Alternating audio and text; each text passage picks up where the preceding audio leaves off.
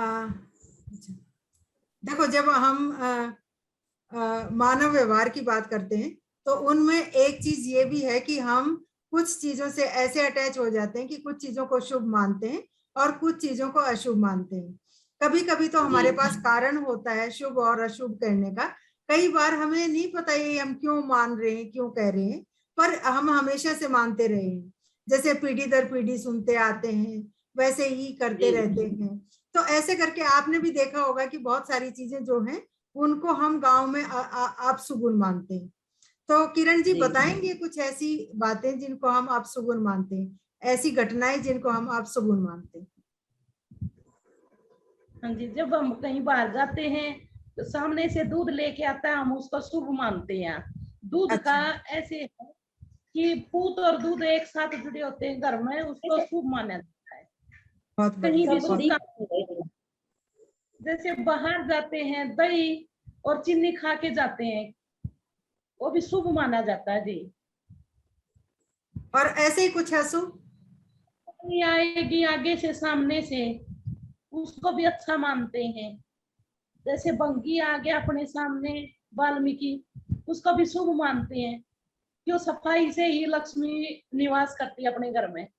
ये छोटी छोटी चीजें हैं, उनको शुभ मानते हैं जी। वीरवार के दिन जैसे अकेले होते हैं भाई, बोलते हैं सिर नहीं धोना, उसको भी शुभ माना जाता है। मंगलवार को सिर नहीं धोते, बोलते झोटा भी सिर नहीं डुबोता, तो तुम औरतों ने क्यों सिर धोए आज? ऐसा होता है कि जोटा भी सिर हाँ ना जी, डुबोता, ऐसा होता है? नहीं डुबोता। हाँ पक्का। कभी भी वो देख, जोड़ के अंदर बैठेगा तो सिर बाहर रखता है जी। मंगलवार मंगलवार को मंगलवार के दिन आपने नोटिस करा खुद? नहीं पहनते जी। चूड़ी किस दिन नहीं पहनते? बुधवार के दिन जी। बुधवार के दिन चूड़ी नहीं पहनते, नई हाँ चूड़ी नहीं जी, पहनते। हाँ नई चूड़ी नहीं पहनते कभी भी। और कुछ शनिवार को तेल जी सिर में, नहीं बोलते लगाते? हैं कि हाँ नहीं लगाते जी हम। मोस के दिन जैसे खाली होते हैं, बैल को भी नहीं जोड़ते जी। उस दिन अपने घर में देवी देवते की पूजा करते हैं, बोझा लेके घर में नहीं आते, उसको उस दिन फ्री कर देते हैं।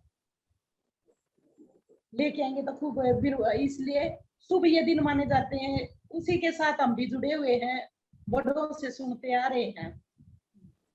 जैसे कोई आ गया तो उसको भी सुकून देते हैं, बोलते हैं नहीं बेटे ये तो देना पड़ेगा, हमारा प्यार है आपके साथ। और आएगा तो घर में जिस किसी के भी घर आएंगे तो बोलेंगे भाई और कुछ नहीं ले, फल फल लेके आना थे, फल से ही तो सारी चीजें बनती। ये भी शुभ माना जाता है जी घर में। और ऐसे ही कुछ अशुभ चीजें हैं तो कुछ बताना चाहें तो आप? शुभ जैसे दिन नई चूड़ियां हम बुधवार को कभी नहीं पहनेंगे, सिर भी मंगलवार को नहीं धोते, वीरवार को भी नहीं धोगे, ये शुभ नहीं माने जाते हैं। बाहर जाते हुए कोई छींक दे मार देता है तो अंदर आ जाते हैं वापिस से। और या जैसे बिल्ली ने रास्ता काट दिया तो 2 कदम पीछे हटेंगे हम पहले, फिर उसके बाद में या कोशिश करेंगे कोई निकल जाए तब जाए। और कोई खाली मटका लेके आ गई तो एक बार कोशिश करते हैं दोबारा घर में घूम के फिर निकलेंगे शुभ काम के लिए। और ये चीजें अशुभ मानी जाती हैं। या कोई पंडित सामने से आ गया तो भी वापिस घर में आ जाएंगे। ऐसे ही कोई वीरमती छोटा जी, बच्चा, आप इसके साथ साथ और कुछ कहना चाहेंगी? आप बताएं, किरण जी कुछ कह रही थी आप। तो ये अशुभ ही माने जाते हैं जी। वीरमती जी, आप इस लिस्ट में कुछ और जोड़ना चाहेंगी?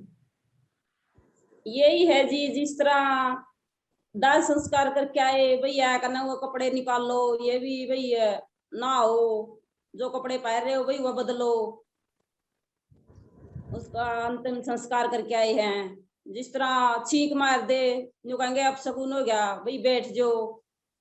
सच बात, ये सच बात है किरण जी कह रही जो। जिस तरह भाई कोई टिक्का करा, आप उल्टा थोड़ा हाथ नहीं करेंगे, आप सीधा हाथ करेंगे।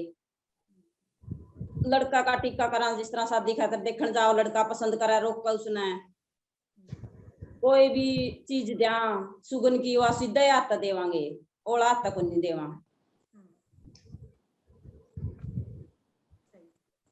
जिस तरह जी गायन ग्रहण हुआ है भाई, न्यू कहेंगे भाई जो भाई वो नहीं भाई, जैसा बच्चा वही बच्चा हो जिसके पेट में वो, उसने भाई यो नहीं खाना चाहिए, फल ना कुछ चीज ना खाओ, वो कोई चाकू से कोई काटो ना खाओ, अपशगुन हो जाएगा भी, बच्चा का नुकसान हो जाए, हाथ पाया में कमी है जे। रात ने शाम के टाइम भाई झाड़ू ना काटो घर में, वो भी अपशगुन हो भाई, लक्ष्मी को नहीं आओ घर में। और कुछ नहीं तो फिर मैं बोलना शुरू करती हूँ। कोई और चीज याद आ रही है?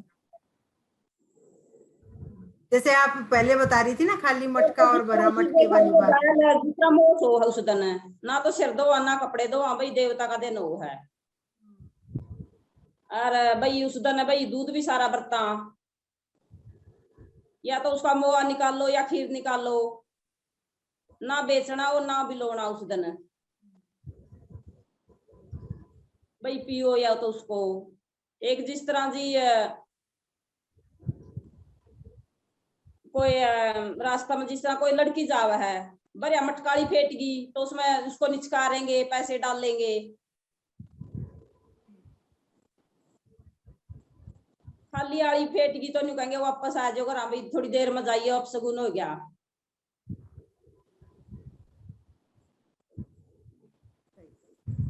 देखो कुछ जो हैं, फिर आप भी बताना वापस से भी। देखो एक तो ये बात है कि ये जो सारी घटनाएं हैं ना, इसका सचमुच की घटना से कोई संबंध नहीं है, लेकिन कभी कोई कुछ हो जाता है तो उसके साथ जो सही घटना है वो जुड़ गई, और हम में एक वो अंधविश्वास कह सकते हैं हमें से, वो शुरू हो गया है ना।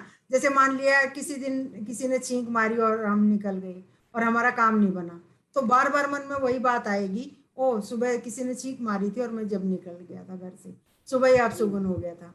जबकि अगर किसी दिन ऐसा नहीं हुआ और तब भी काम नहीं बना, तो उस दिन हमारे दिमाग में वो बात बार बार नहीं आएगी।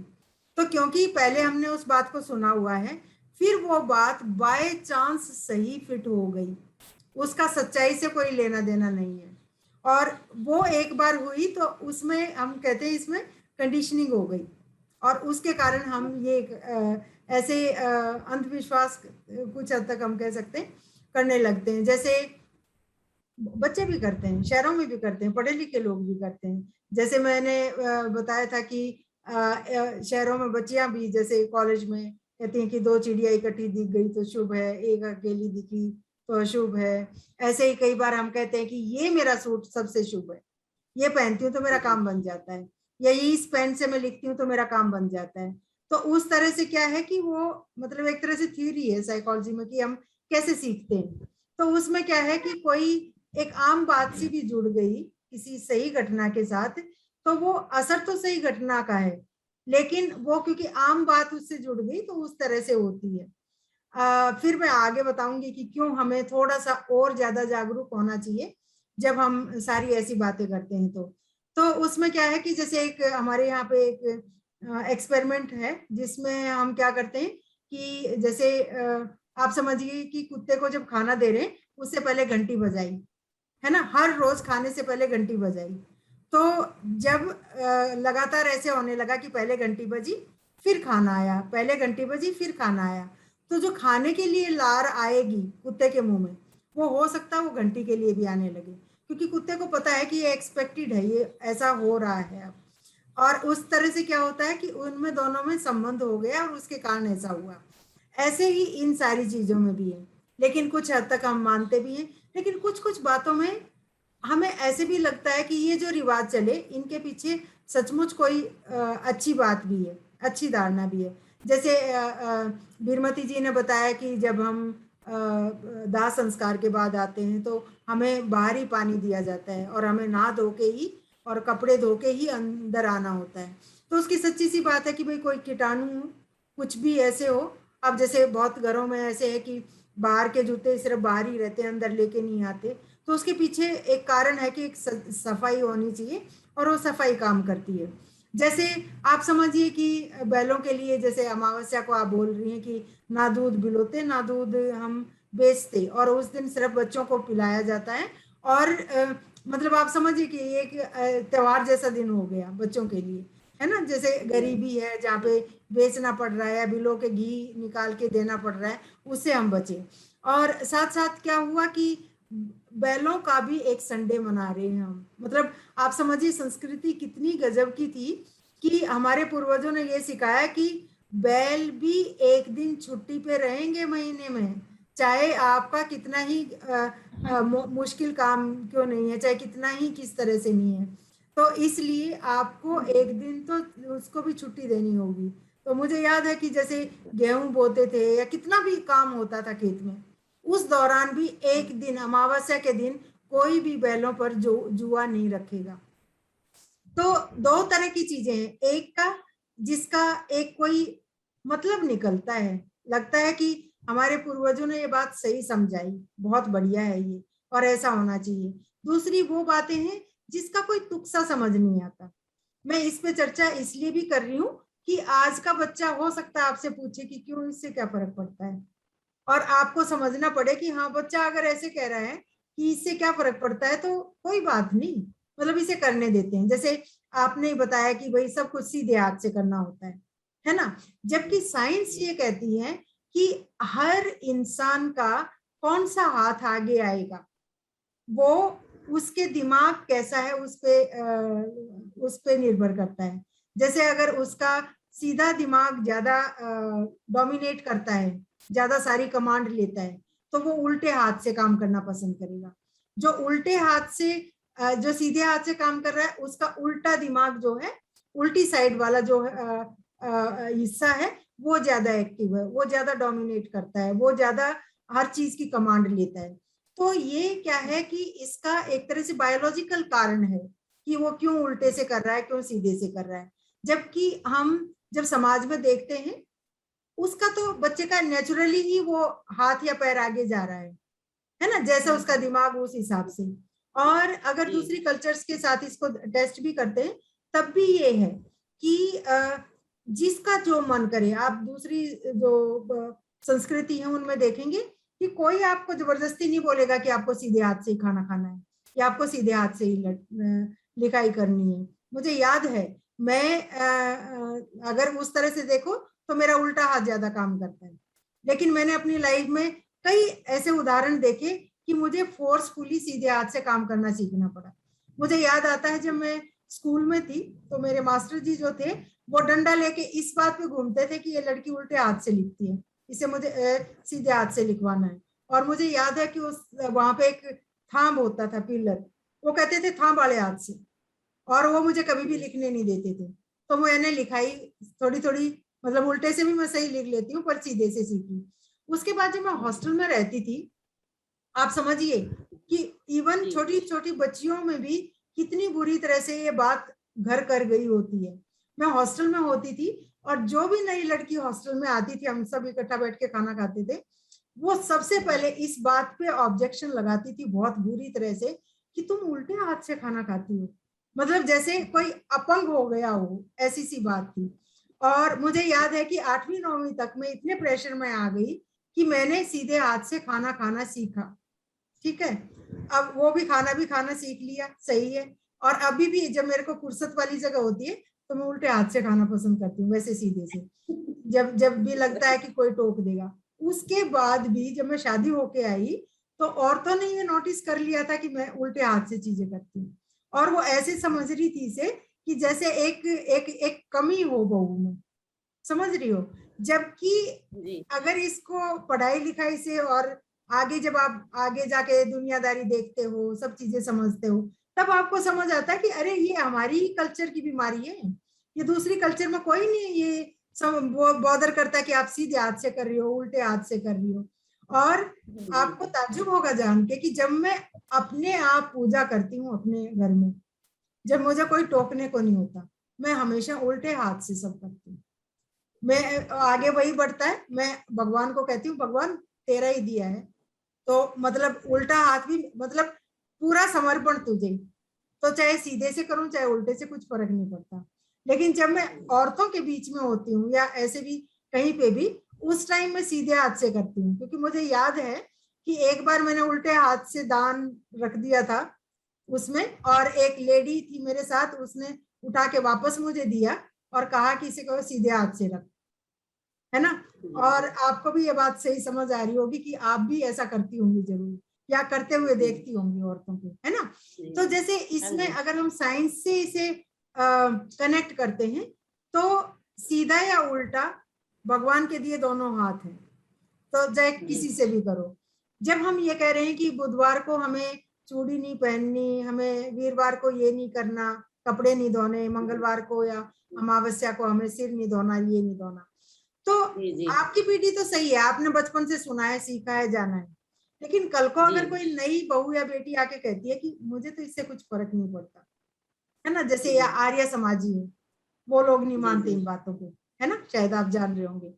तो वहां पर आप समझे कि भाई हर किसी का अपना तरीका है, भाई हम सब अलग अलग हैं, तो मैं अपने ढंग से चलूं, मुझे इसकी इज्जत मिलनी चाहिए, और अगला अपने ढंग से चले, उसको भी उसको इस बात की इज्जत मिलनी चाहिए कि भाई तुम्हारा जैसे मन करे वैसे तुम भी कर सकते हो, है ना। सही बात है ना। अब मंजू तुम बोलो, और उसके बाद आप भी बोलेंगी दोनों, जो आपको सही लग रहा है।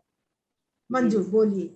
जो भी चीजें हैं, जो भी हमारे पूर्वजों ने बताई हैं, क्योंकि मैम एक बात जो मैं महसूस करती हूँ, जब भी मैं हमारी पीछे वाली चीजों को, अपने रीति रिवाजों को, संस्कृति को जब उठा के चलती हूँ, तो या ये इंसानी जब व्यवहार पे हम लोग बात करते हैं, तो बीइंग एज ए साइकोलॉजिस्ट हम लोग ये भी देखते हैं कि जब तक इंसान के अंदर हम डर पैदा नहीं करेंगे ना किसी चीज का, तो बिना डर के कोई इंसान कुछ करता नहीं। तो पूर्वज हमारे इतने ज्यादा आगे थे, इतने ज्यादा समझदार थे कि उन्होंने हर चीज की अहमियत को डर से जोड़ दिया। फिर धीरे धीरे धीरे वो डर शगुन और अपशगुन का रूप धारण कर, जैसा कि अभी बात हुई, इन्होंने बताया कि जनरली कहते हैं कि दक्षिण की तरफ इंसान को पैर करके नहीं सोना चाहिए, बोलते हैं यमराज की दिशा है, यमदूत रहते हैं उस दिशा में। पर अगर हमारे एंसेस्टर्स की हम बात करें, वो इतने समझदार थे कि वो ये जानते थे कि अर्थ का अपना एक मैग्नेटिक फील्ड है, इंसान की बॉडी का अपना एक मैग्नेटिक फील्ड है, और ये मैग्नेटिक फील्ड लाइंस का रूल है कि दो लाइंस होती हैं, अगर अपोजिट होंगी तो अट्रैक्ट करेंगी, और अगर आपके सेम उसकी होंगी तो रिपेल करेंगी। तो जनरली हमारी बॉडी के अंदर भी हम यही मानते हैं कि सर हमारा जो है वो नॉर्थ का काम करता है और पैर हमारे साउथ का काम करते हैं। तो अगर हम सेम डायरेक्शन में सोएंगे तो वो क्या है, जो रिपेलेशन जो होती है वो बढ़ जाएगी, जैसे बीपी का बढ़ना, ब्लड प्रेशर हो जाना, या फिर आपको चैन की नींद ना आना, और फिर आपको ऐसा लगता है, फिर आपको बुरे सपने आना शुरू हो जाते हैं। तो इस चीज से उन्होंने क्या जोड़ दिया कि भाई ये तो यम की जगह है, या वहां यमदूत रहते हैं। इसी तरह बहुत सारी चीजें हैं मैम, जैसे जनरली पहले माना जाता था कि शाम के टाइम पे झाड़ू ना निकालें। अब हम जानते हैं, जब इतने पुराने, अब इन लोगों से भी हम पूछें भी आपको कैसे पता, तो ये यही जवाब देती है कि दादे दादियां तो सुनते आए हैं, पीढ़ी से सुनते आए हैं। तो अगर उस पीढ़ी की बात करें तो उस समय हर काम, लाइट तो थी नहीं, बिजली का तो आविष्कार हुआ नहीं था, तो हर काम एक दिए के रोशनी में करना उस चीज को, और इतनी कम रोशनी में कि ढंग से दिखाई भी नहीं देता। तो सिर्फ इस बात को देखते हुए कि कोई इंपॉर्टेंट डॉक्यूमेंट्स, कोई ऑर्नामेंट, कोई गहना झाड़ू के साथ बाहर ना निकले, कूड़े के अंदर ना चला जाए, सिर्फ इस वजह से उनको ये कहा गया था कि भैया आप रात को झाड़ू ना लगाओ। बात आती है पानी के ऊपर, क्योंकि पहले वाले जो हमारे पूर्वज है वो हर फैक्टर पे ध्यान देते थे। अगर पानी के बचाव पे बात करें, पहले वैसे ही पानी कम था, लोगों को सोर्सेज का नहीं पता था, तो कुछ दिन फिक्स कर दिए, भाई इन दिनों में आप कुछ नहीं करोगे, आप सर नहीं धोगे, आप कपड़े नहीं, एटलीस्ट कम से कम उन 2-3 दिनों में तो पानी बचेगा। अगर मेरे दिमाग में ये होगा कि वीरवार को कपड़े नहीं धोने, एक तो मैं वीरवार को भी धोऊं, शुक्रवार को भी धोऊं, तो अगर मुझे ये पता इस दिन ये काम नहीं करना, तो पानी की बचत के लिए, क्योंकि पानी के सोर्सेज बहुत थे, और ये जो बातें हैं ये बहुत, जो पुराने जो पूर्वज हैं जो मिथ्स को नहीं मानते, उनके द्वारा ही बताई गई है। भाई इस वजह से डर के साथ चीजें जोड़ दी गई। बिल्ली रास्ता काट गई है, बिल्ली पहले के टाइम पे सेम वही बात, लाइट नहीं थी, रातों को अगर सफर करना है तो घोड़ा गाड़ी थी, बैलगाड़ी थी। और बिल्ली ही क्यों ली गई? क्योंकि कुत्ता और बिल्ली ऐसी होती हैं, उनकी जो आंखें हैं वो टेप्टेकम के कारण चमकती हैं, रात को डर लगता है उन्हें देख के। जिससे जो घोड़ा है या बैल है वो डर जाता था, बैलेंस बिगड़ जाता था, तो एक्सीडेंट वगैरह होने के चांसेस ज्यादा थे। तो इसलिए कहा गया था कि बिल्ली अगर रास्ता काट दे तो भैया आप रुक जाए। बट आज के जमाने में तो मुझे नहीं लगता बाइक है या बस है या कार है बिल्ली से डरेगी। तो चीजें पहले सोची समझी थी, पहले हमारे जो पूर्वज थे, इंसेस्टर थे, उन्होंने हर एक चीज को वैज्ञानिक तरीके से खोजा था, पर जोड़ डर के साथ दिया था। उसका कारण यही था कि अगर इंसान को डराया जाएगा तो वो मान लेगा, अदरवाइज वो नहीं मानेगा। तो पुरानी चीजें हैं, जो पुराने लोग हैं, हम उनकी बातों से सहमति करते हैं, उन्होंने जैसा देखा वो करते आ रहे हैं। परंतु बस ये है कि उन लोगों को इसके पीछे के वैज्ञानिक और जो मनोवैज्ञानिक कारण है उन्हें जानने की कोशिश जरूर करनी चाहिए। तो मेरा ये मानना है। बहुत बढ़िया मंजू, बहुत बढ़िया। देखो, एक तो कुछ चीजें बिल्कुल, जैसे एक ऐसा भी बोलते हैं ना कि अगर तुमने नंगी सुई किसी को दी उधार पड़ोस में, हाँ जी, तो तुम्हारे नंगी बहू आएगी, है ना? हाँ जी। शायद आपने सुना होगा। तो उसमें क्या था कि क्योंकि अगर आप बिना धागे के सुई देंगे तो सुई गुम हो जाएगी, है ना? और सुई गुम हो गई तो आप समझिए कि कहीं पे भी किसी के हाथ पैर में लग जाएगी, जो कि अब दुनिया ही बदल गई है।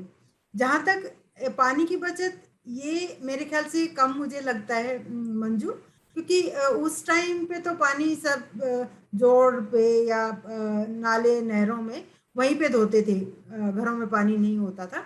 पर मुझे इसका कारण एक ये ज्यादा लगता है कि आपका दिन डिफाइन कर दिया कि भाई कम से कम इतना काम तुम कर रहे हो तो इस दिन तुम, मतलब अगर इसका ऑल्टरनेट कि इस दिन तुम धो सकते हो, है ना? जैसे मैंने भी सुना हुआ है कि कैसे एक दिन महीने में होता था उनके पास कि इस दिन सिर धोना है, और वो मींडियां बनाते थे छोटी छोटी, है ना? और उसके बाद वो चुंडा बनाती थी और एक महीने तक फिर आपको सिर खोलने की जरूरत नहीं। ऐसा मैंने बड़ी बूढ़ी औरतों से सुना है।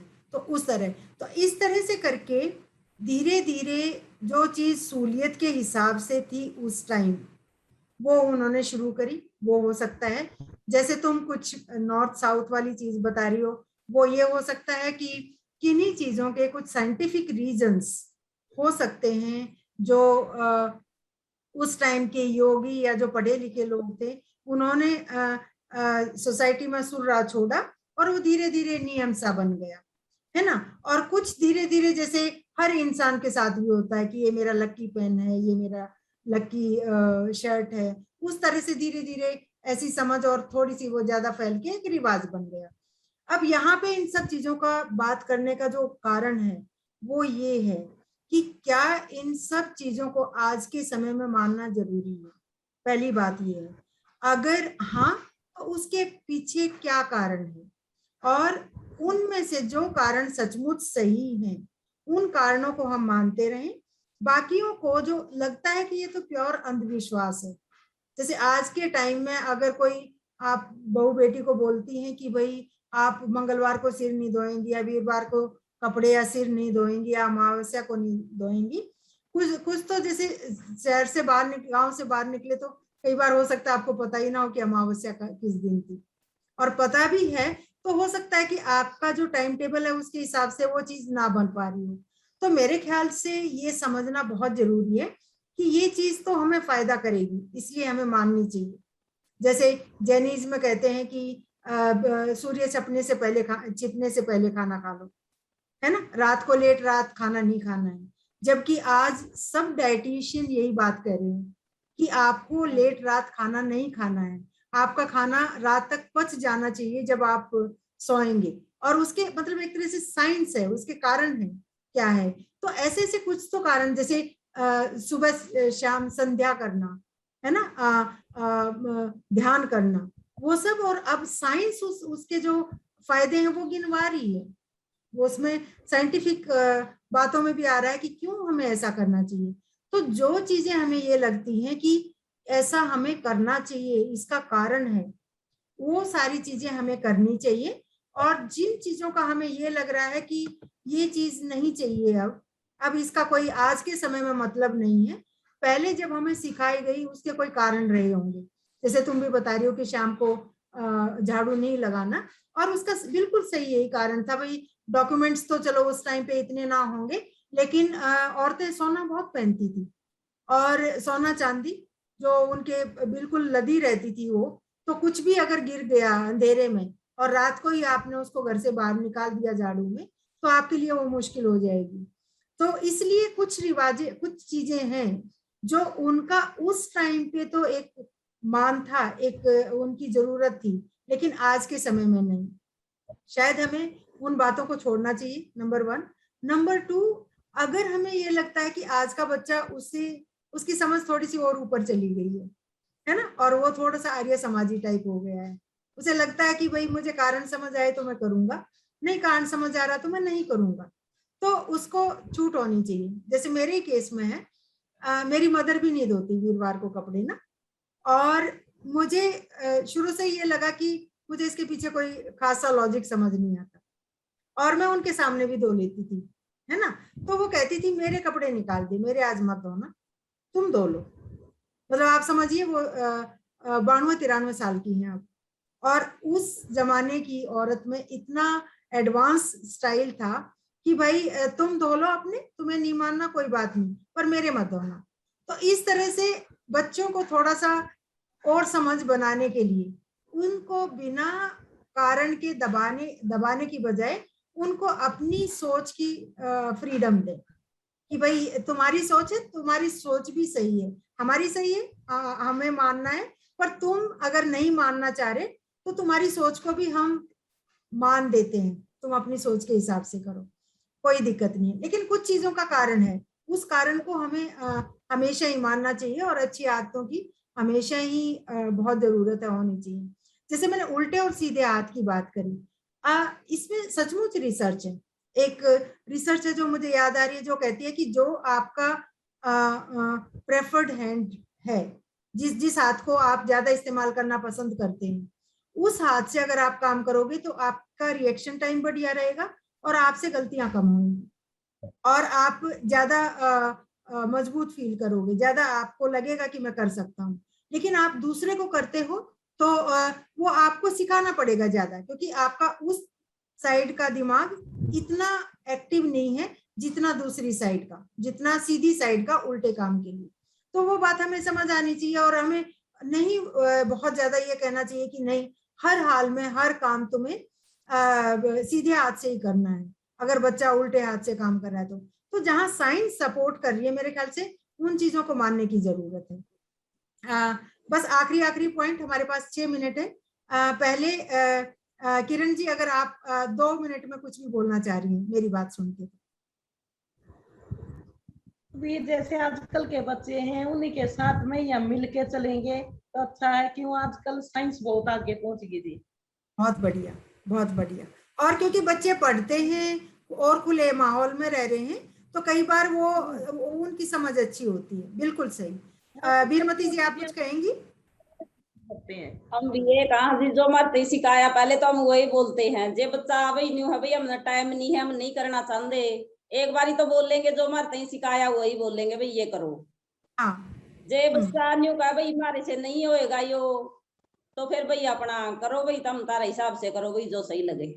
बहुत बढ़िया, बहुत बढ़िया, बहुत बढ़िया। मंजू, तुम्हारे पास 3 मिनट है। बिल्कुल मैम, देखिए जैसा हमने पहले बात की, अब जैसा आपने अभी बात किया उल्टे हाथ और सीधे हाथ का, कि प्रेशर ना किया जाए, क्योंकि ये उतना ही उससे वही बात है। अगर मैं राइट हैंड से लिखती हूँ, कोई भी बंदा राइट हैंड से लिखता है, उसको बोला जाए कि तुम लेफ्ट को यूज करो, तो मुझे कितनी तकलीफ होगी किसी चीज को होल्ड करने में, लिखने में, या उस हाथ से कपड़े धोने में, कोई भी काम। सेम यही प्रोसेस लेफ्टी लोगों के साथ भी। आप अगर जबरदस्ती उन लोगों को ये बोलो कि राइट यूज करो, वो नहीं कर पा रहे हैं, उनका जो हेमिस्फेयर है वो उस चीज के लिए एग्री नहीं कर रहे हैं उन लोगों को। तो बात सिर्फ इतनी सी है कि हम पुरानी चीजों को गलत नहीं मान रहे हैं, आज के बच्चे होने के नाते भी हम ये कहते हैं कि जो चीज हमारे लिए जरूरत की है हम उसे जरूर मानेंगे। अब जैसे अब वही है कि दक्षिण की तरफ जो पैर करने वाला, हम इसे मानते हैं, हम सोते नहीं, हम ये नहीं कहते कि नहीं हम तो सोएंगे, क्योंकि हमें इसके पीछे का साइंटिफिक कारण पता है, इसलिए हम कभी वो नहीं करते।